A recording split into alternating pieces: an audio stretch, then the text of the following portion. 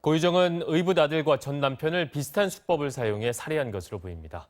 경찰의 의붓 아들 사망 사건을 초기에 제대로 수사만 했어도 전 남편 사건은 막을 수 있었다는 아쉬움이 남습니다. 박인수 기자의 보도입니다. 고유정의 의붓 아들 홍군이 숨지기 전날 밤, 경찰은 고유정이 카레와 음료에 수면 유도제를 넣어 홍 씨 부자에게 먹인 것으로 보고 있습니다. 제주에서 벌어진 전 남편 살인 사건 당시 고유정이 수면 효과를 내는 졸피뎀을 사용한 것과 유사합니다.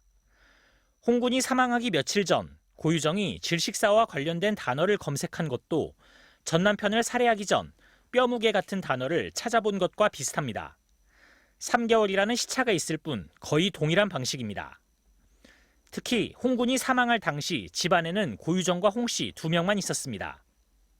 외부 압력에 10분 이상 눌려 질식사했다는 국과수 부검 결과가 나온 5월 1일 이후라도 두 사람을 제대로 수사했다면 같은 달 25일 벌어진 고유정의 전 남편 살인은 막을 수도 있었던 겁니다.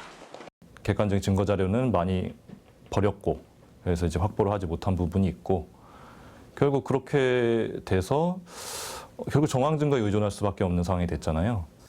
또 지난 6월 고유정이 체포된 직후 경찰은 홍 씨 머리카락을 3cm만 잘라 분석을 의뢰해 수면제 성분을 확인하지 못했습니다.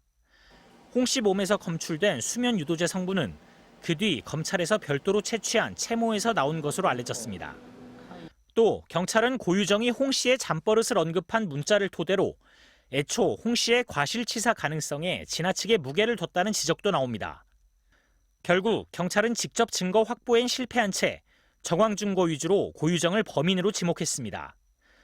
이 때문에 고유정이 범행을 부인할 경우 법정에서 치열한 공방이 불가피해졌습니다. MBC 뉴스 박윤수입니다.